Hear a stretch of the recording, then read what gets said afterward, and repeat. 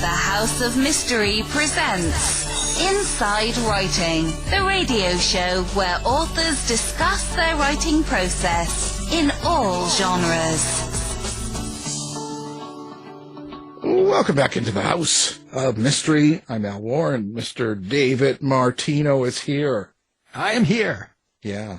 Ready to rock. Yeah. Ready to rock. Yeah. Ready to rock. Yeah. The heavy metal guy. Yeah. Well, good. Yeah. So, now it's been a fun week so far and we're going to continue that. That's good right. Good times. Nothing but good times.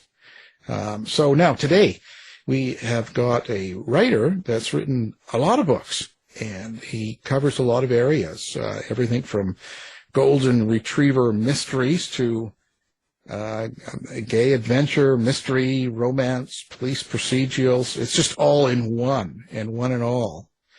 So Mr. Neil Plakcy, thank you for being here. Oh, it's my pleasure. Thanks for having me. Neil, so how did this all start for you? I mean, it looks like you've got a ton of books out here, like even more than me. My God, people call me prolific. So what's going on? How did it start for you? Why did you get into writing? I think, like a lot of authors, I started writing as a kid. I actually had access to one of those newspaper databases a few years ago and Googled my name, and I found a story that I had written that made no sense at all, that was in the local newspaper when I was 7. But I really decided when I was 16 that I wanted to be a writer, majored in English in college. But of course, back in those days, before there were computers, it was not a good career path. So I went on to get an MBA and work in a bunch of different fields.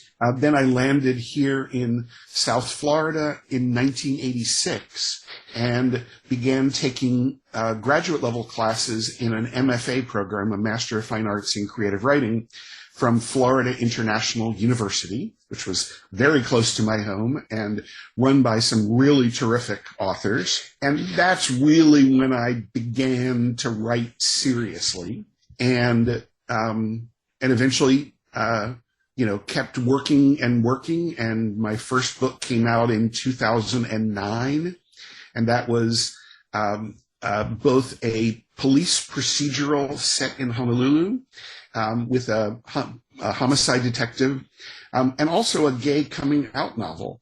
So the detective gets dragged out of the closet during a big case, and that was my introduction to the world of publishing.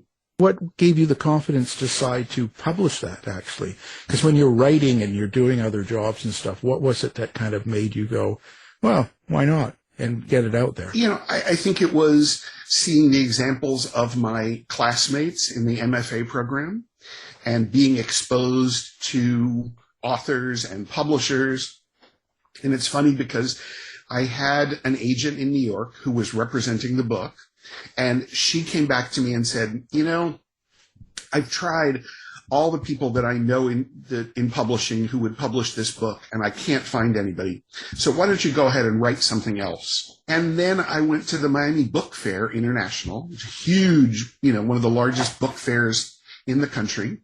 And there was a guy there who was pushing a book he had edited called Rebel Yell, about gay men in the South, stories of gay men in the South. And I was like, I'm not really interested in this, but I really should go just to make connections, and you never know what you're going to hear.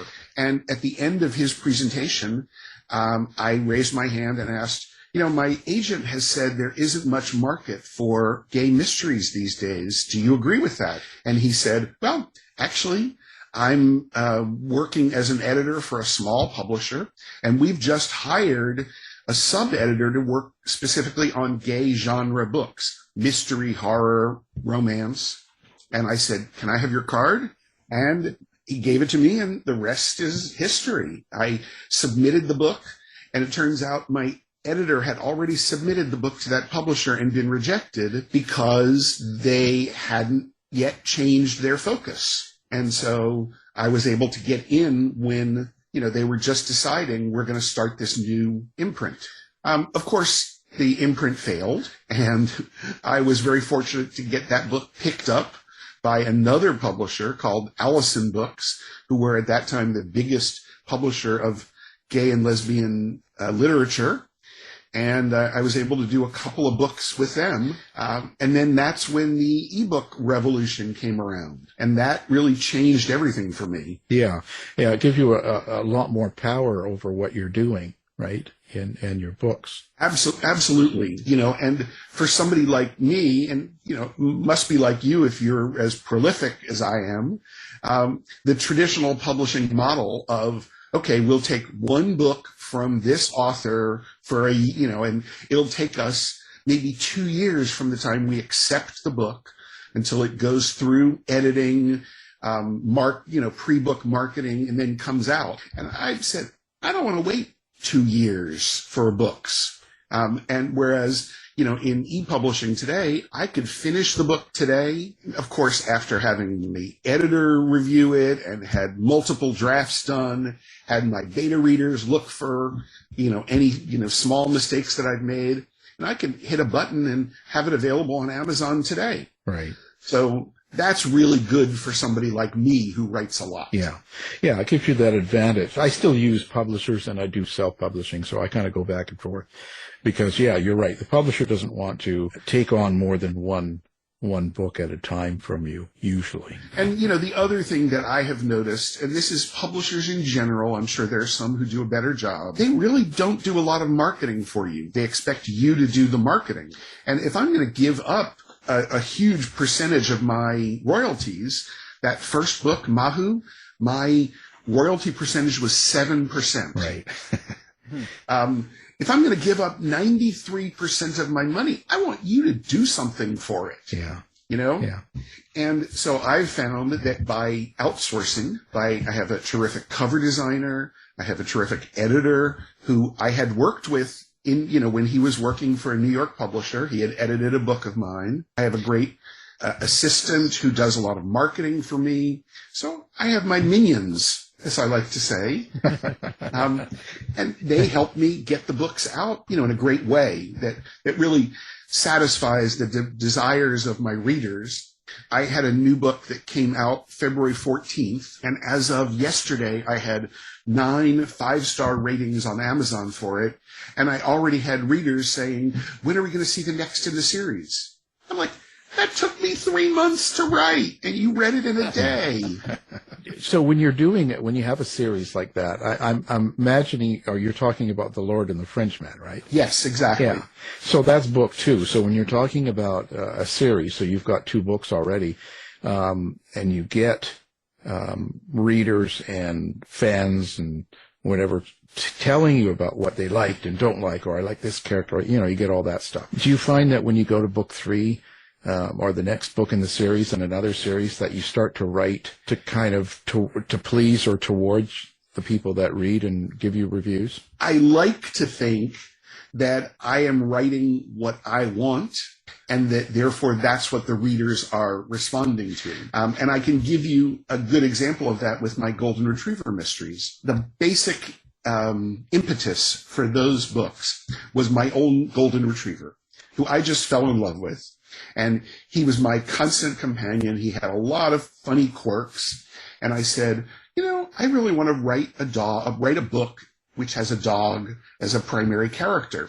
And there was an author named Lillian Jackson Braun who had written a whole series of books that began with The Cat Who. And in those, the cats provided clues to the human to solve the case. So the cat might knock over a book that would provide a clue.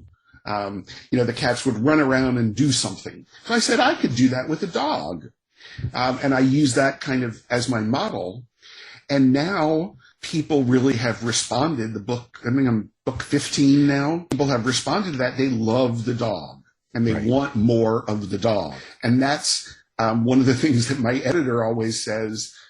After I have done a couple drafts and submitted to him, he'll come back and, one of his comments is usually, any place you can add more Rochester, I think will be great. That's what your readers love. And so, so I'm doing that writing about the dog because I love the dog. I love my current dogs. I say to people, I research these books. I spend hours a day researching these books, walking my dogs, feeding my dogs, playing with my dogs, because they give me the inspiration for things that my fictional dog can do. The golden retrievers have big floofy tail, always knocking stuff over. They're nosy. They're always sticking their noses into things. So just by watching them, I get a lot of inspiration. And then that's what the readers react to. Do you write from an animal's point of view, like from their mindset? No, I don't. No. They don't talk.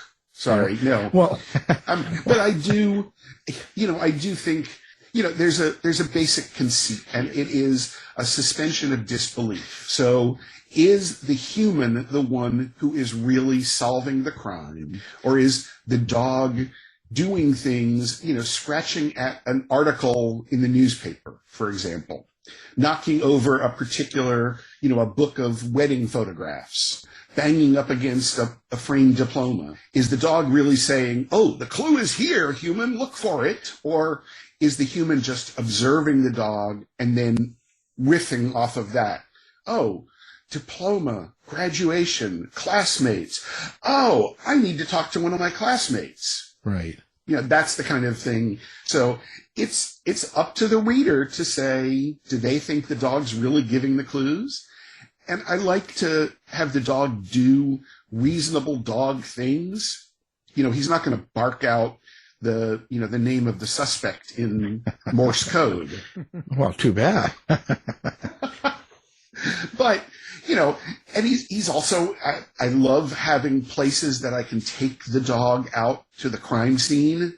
And so he'll sniff around and knows something that maybe the original crime scene investigators missed, or, that will turn out to be a clue that he's just a dog. He's just, sniffing and digging and rolling around. Right.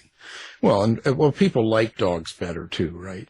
Oh, yeah. Dogs are much nicer than humans. Well, and there's a conceit in writing crime fiction. You can do whatever you want to a human. You can even kill a child, but you cannot kill the dog. That's right. Exactly. Why do you think readers like to read about dogs and other animals solving crimes? I think readers, particularly of crime fiction, they want to see a world restored. They want to see an order restored. Okay. Something happens. The world's going along fine. Something happens to disrupt that, to cause a breach in society. And we hope that by the end of the book, or we believe that by the end of the book, the detective will have brought society back into balance again. And just adding the dog in, or the cat, or, whoever, my friend Clea Simon has a ferret. Now, her character can communicate with the ferret, and the ferret has a very dark, angsty personality. So I think we just enjoy seeing the animals, and that adds to the pleasure of solving the crime. Is there something you get out of writing a book like this, let's say with the Cozy Dog Mystery, as compared to your other books? I kind of think it's like, you wouldn't want to eat the same thing every day or drink the same thing every day, although I do, tend to have my habits. So it's nice to switch back and forth from a lighter, and certainly in the Golden Retriever books, people die. Good people, bad people, there's crimes committed. But they generally take a much lighter tone than some of my other books, particularly the ones with gay protagonists, where, the protagonist may be fighting against society or fighting against disapproval from somebody in a way that, the guy and his golden just aren't.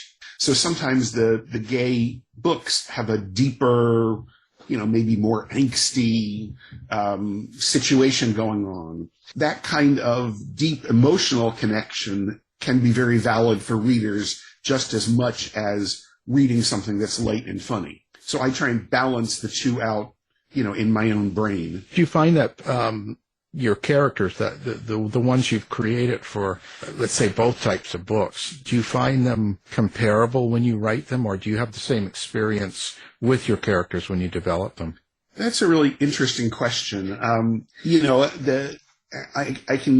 I think that as a writer, you take bits and pieces of your own experience, no matter what you're doing, no matter what you're writing. When I'm writing the Golden Retriever books, it's, more like me having fun with my dog. And then I will, kind of switch off into a more angsty place where I'm, drawing down a little deeper, and how does this really make me feel? And, the book that I have coming out, or the last book in the Mahu series, the most recent book, was called Unruly Son. And it's about a woman with a neurodivergent teenage son. And I have never, I've never had a child. I have never had intimate contact with somebody who was like that, who had those kind of behavioral issues. But, the more that I dig down, it's about a mother and a son. Okay, well, I was a son, I had a mother, how can you relate? How can I find bits and pieces of my own lived experience to add emotional depth to those characters? Right, because we're all human, and it all kind of carries over. Are you the type of writer that can hear your characters? Do you have an inner monologue? Is that how you create dialogue, or do you find some other way? Quite often. I have a great example of this. I had written maybe 6 books in the Mahu series, and I kind of thought I was done. I had gotten him to a place where I was happy with him. And again, I was on my way to a mystery writers convention called BoucherCon, which was in St. Louis, Missouri that year. And I was on this crowded train with my bags, just trying to get from the airport to the hotel. And the character started talking to me. And no, and it was something like, I know I shouldn't feel this way, but I just do. And then he kept talking. And I think, I don't remember what it was. Maybe it was marriage. I know I shouldn't feel, like marriage is something that everybody has to do, because we're gay, we can have other traditions, can have other situations in our lives. And I was like, oh, just shut up until I can get to the hotel and start writing this down. Because I'm standing in the middle of a subway car juggling bags. And, I couldn't just start typing, and that told me that I wasn't done with that series.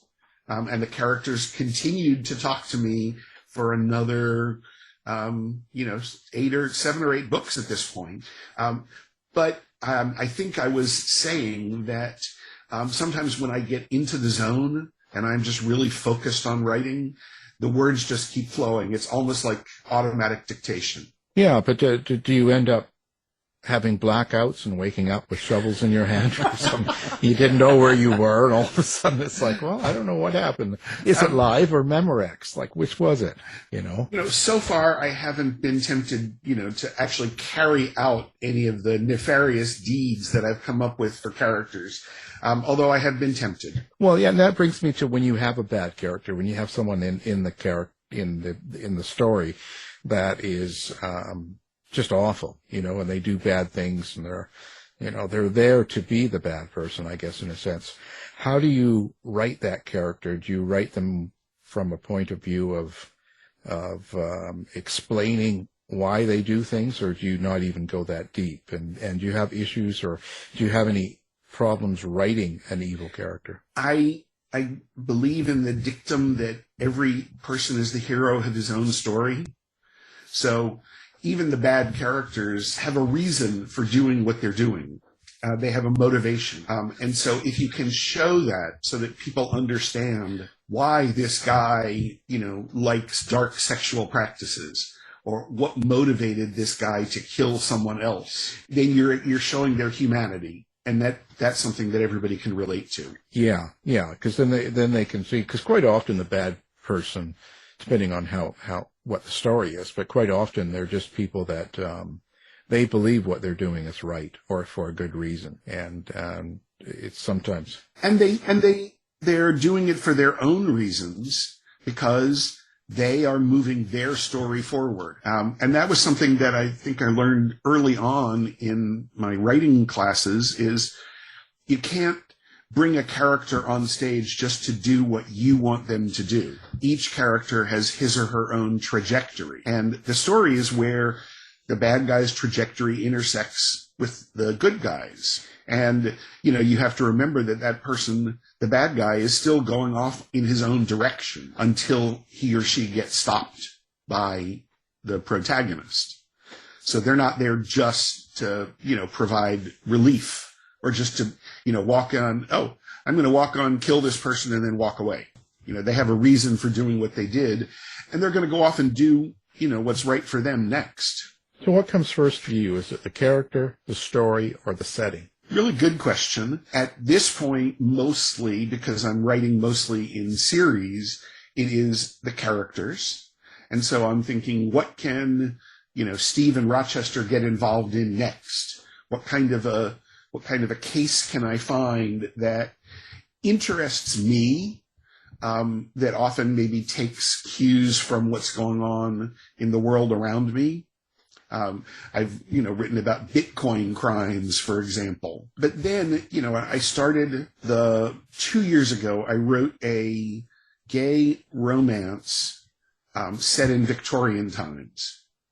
And I wrote that because I had been reading so many books like that and loved them and said, ooh, I want to try my hand at this and see if I can do this. So in that case, it was kind of the time and the setting that came first. And then I started to look for who are the characters? What does somebody want? What's getting in their way? Who can they fall in love with?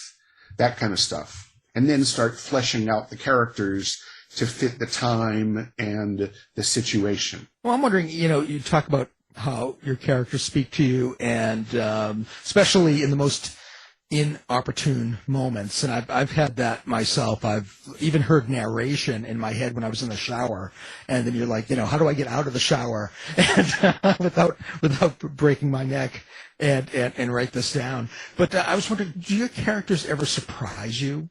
Do they kind of even take the plot off the rails so that it makes it harder for you to get back on track for the ending that maybe you're hoping for? That's an interesting question, because normally the way that I write is I do sort of minimal plotting in thirds. So I will start out with, okay, I know what the first plot point is going to be about a third of the way in. And I often don't know the ending. I often don't know who did it or how or why. I'll just come up with an idea. The most recent book that I just finished for the Golden Retrievers, which will come out in the next couple months, is called Dog of Thieves. And it was inspired because we're having a controversy in my gated community over the removal of trees, many of which are sticking their roots out and disrupting the street and disrupting people's driveways and so on. And so I just thought, well, what if the guy who they signed, the contractor that they hired, defaulted and ran away with their $100,000? Well, Steve and Rochester are going to, get on the track of him. And then I had a totally different thief plot. And I'm like, how am I going to work these two together? How is this going to have a satisfying resolution? And in those cases, the ideas just kind of came up to me. And sometimes you're right, a character does walk on stage who I have not expected to be there, who I don't know. And then I have to sit down and figure out, who are you? What do you want? How do you fit into this plot? And sometimes I have to just drop them out. One of the conceits of my story with Steve and Rochester, the guy in the golden, is that his ex-wife, when they were married, had 2 miscarriages. And that really upset him, the loss of these unborn children, and set him off on a difficult path, which ended up with him doing some computer hacking and ending up in prison for a year. And and part of the arc of the series has been him learning to love again, learning to, willing to give out his love, in this, first of all, to the dog, then to the new girlfriend. And I thought, oh, wouldn't it be interesting if he turns out to have a child? And I wrote, I would say 30 or 40 pages about him being on his, post-college backpacking trip to Europe and meeting a woman. And they had a one-night stand, and he never heard anything more of her again. And now, 20-some years later, a girl shows up and says, I think you're my dad. Like a really interesting thing. But eventually I said, you know what? The heart of his character is this frustration at not having been able to be a parent. Bringing this young woman in would change the whole dynamic. And so I cut it out. She's somewhere else. Maybe she'll come back. Who knows? Yeah, but the question is, did he get raped in prison? No. I have tried to avoid that. White-collar crimes, a lot of the guys that he was in prison with were similar to him, as opposed to him having gone into a hardcore prison. Okay. And I have to say, I haven't really researched prison conditions for white-collar criminals in California. How do you get into your research, or what do you decide to do for each book? Like, how much time does that take for you? Sometimes it takes a lot. Certainly for the historical romances, sometimes I'll be ready to move the character from point A to point B, and I'll have to stop and go research. What kind of carriage would he be in? Was it a horse-drawn carriage? Did they have trains then? When did the trains run? And I can really fall down a rabbit hole with that. A lot of times I pick things that I'm already kind of interested in, and so I already know something about. In Dog of Thieves, the other plot is, so I went to the University of Pennsylvania as an undergraduate, and I get all their alumni news. And one day I read an article that somebody from the University Museum was working with someone from the university's Working Dog Center, which trains dogs to sniff out cancer, to help an epileptic child prevent seizures or know that seizures are coming, as well as sniffing drugs, doing search and rescue, and so on. And they said there had been an increase in traffic of small artifacts from the Fertile Crescent, the area of particularly Syria, Lebanon, where they'd had a lot of civil wars, and people didn't have money, for their basic living, so they were raiding tombs and museums.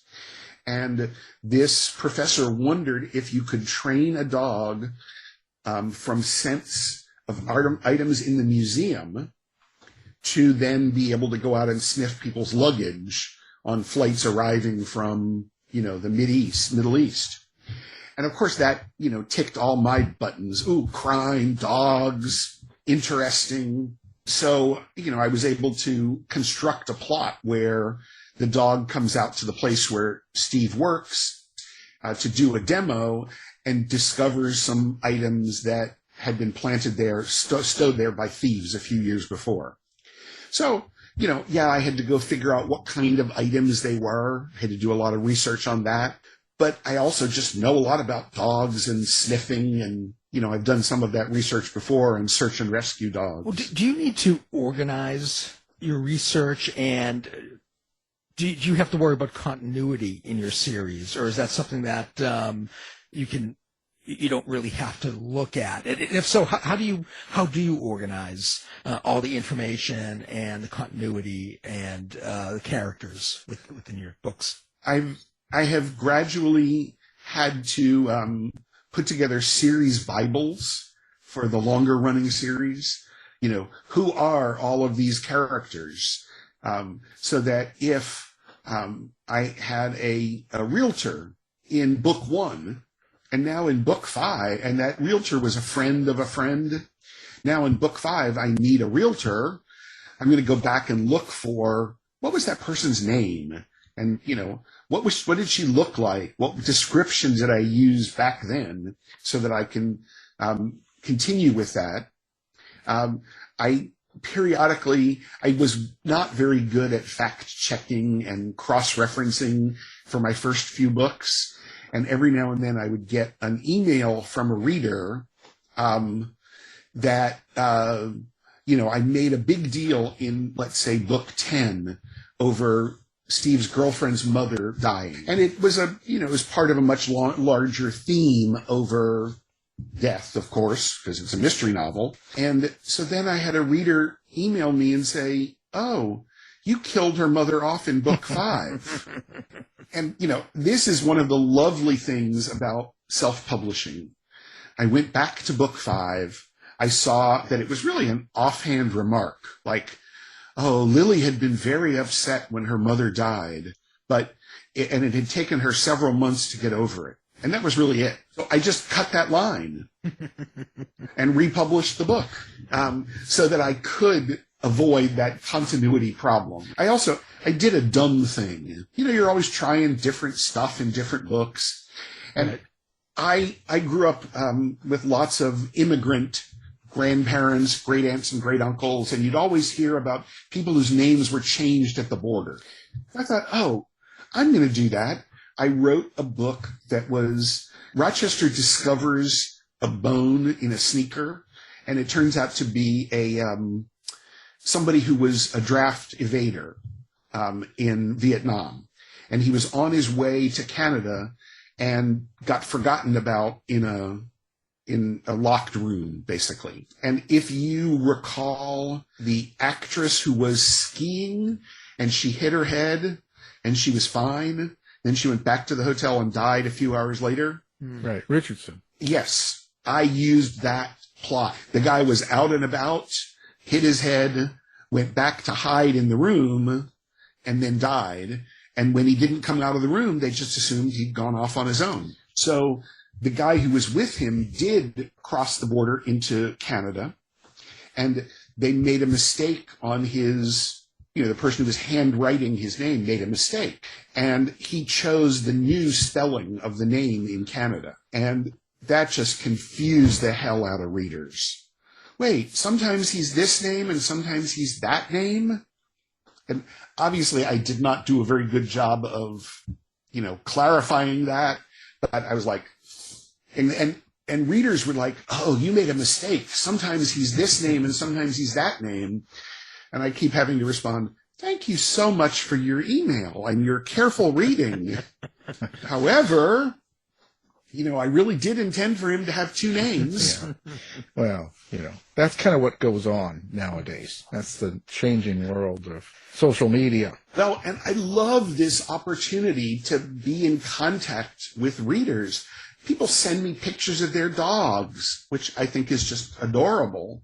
And I post dog-related stuff on Facebook and on Instagram, and people respond and share it. And so, I feel like writing is this solitary thing where, I'm locked up in my room typing, but at the same time, I can have these relationships with people all around the world. When you're putting together these books, do you have a subtext or something you want people to get out of the book after they read it that's, let's say, outside or below the actual entertainment itself? I do. And for example, the Mahu book, Unruly Son, there's a lot of subtext about my hero and his relationship with his parents as someone's son. He has fathered children.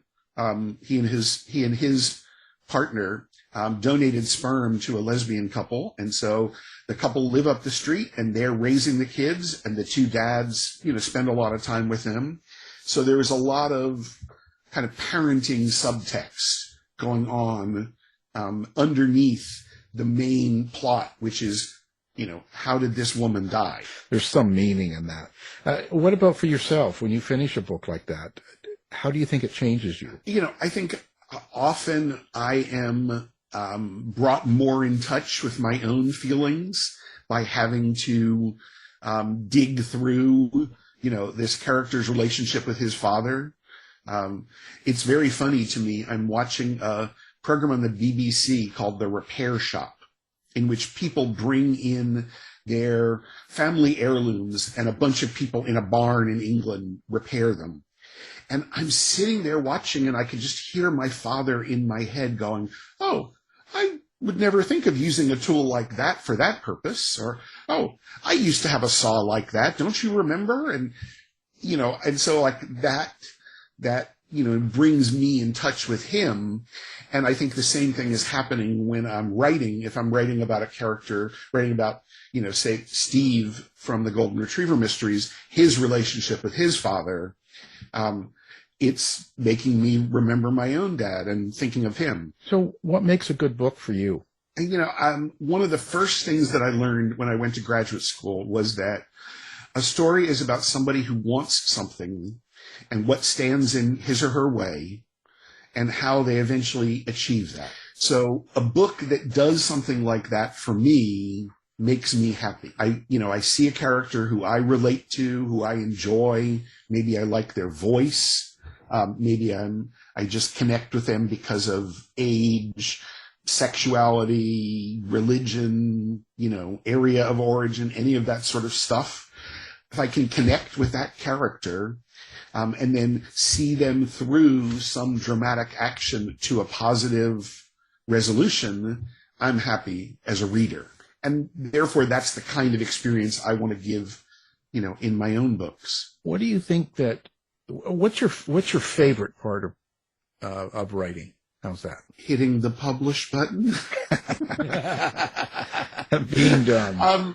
No, I actually think the part that I'm doing right now, where I'm thinking about what is the plot of this next book, what's going to happen, and being open to inspiration. That's a really fun part. But at the same time, it's really fun too. After I get my editor's comments back on a book, he'll point out things that I put in there unthinkingly or unknowingly. Like, did you realize there's a theme of X running through this story? Like, oh, I didn't see that.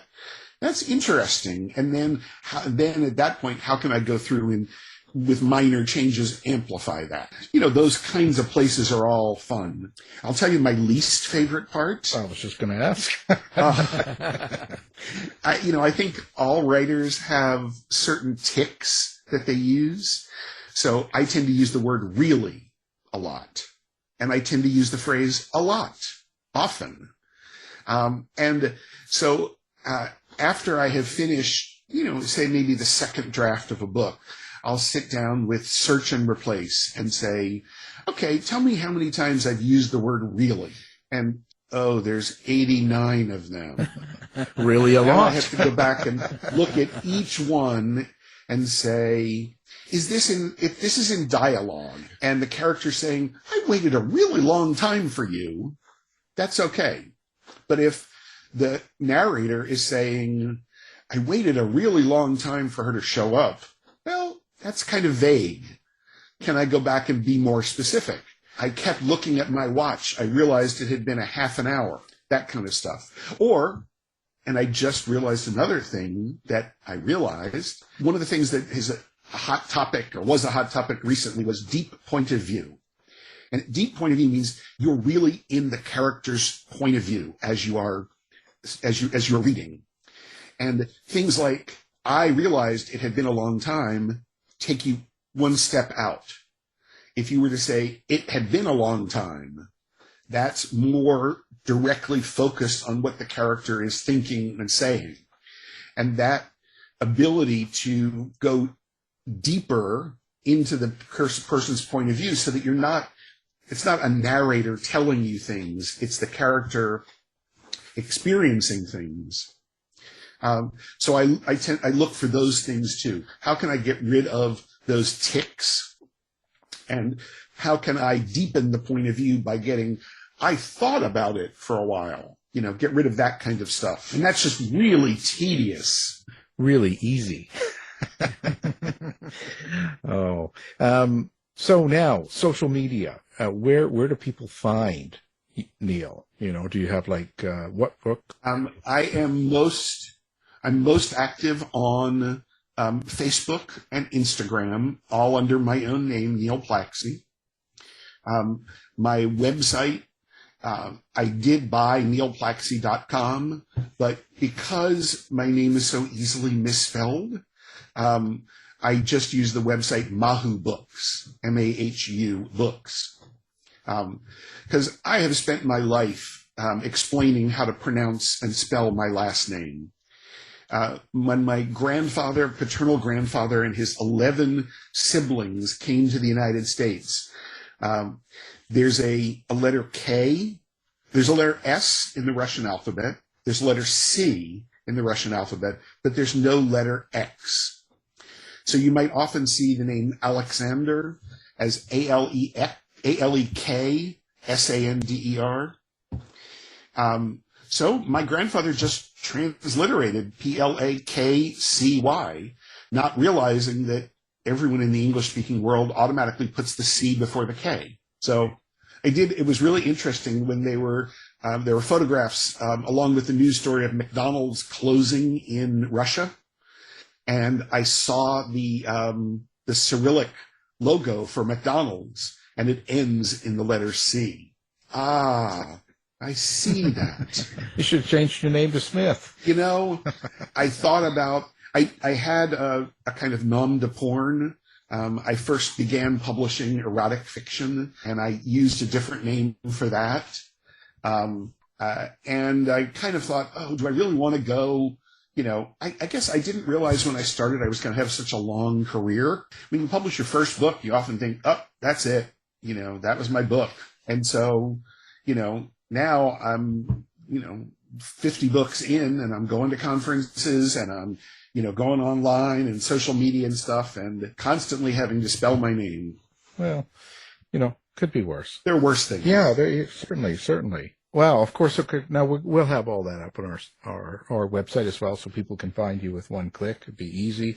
Do you ever go back to your old work and kind of reread it and think about redoing some of it? I have. So, I got the rights back to a number of books in the past. I had books published professionally, and I got the rights back.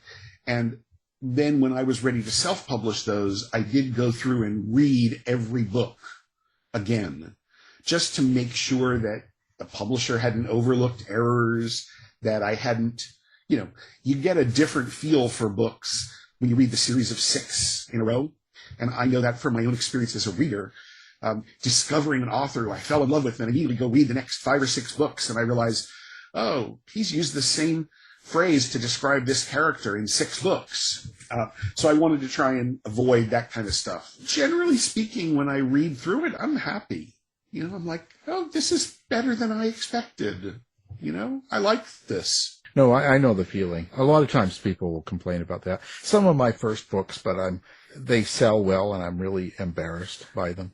I think I was lucky in that my publishing career started relatively late in my life, and I had already worked out a lot of those, adolescent imitations. I can remember reading Lolita and then trying to write in that, that very arch style for a while. And that was a problem for me as a younger writer. I would read something that had a great style to it, and suddenly I'd find that my own writing was in that style.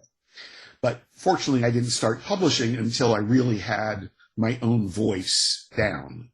And I think that's why, that first book got published, because I really had my voice down at that point. That makes all the difference to find your voice.